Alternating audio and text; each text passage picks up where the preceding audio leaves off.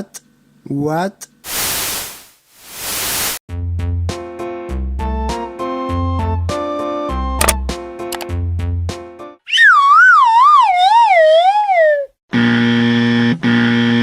Loser! You're a loser! Are you feeling sorry for yourself?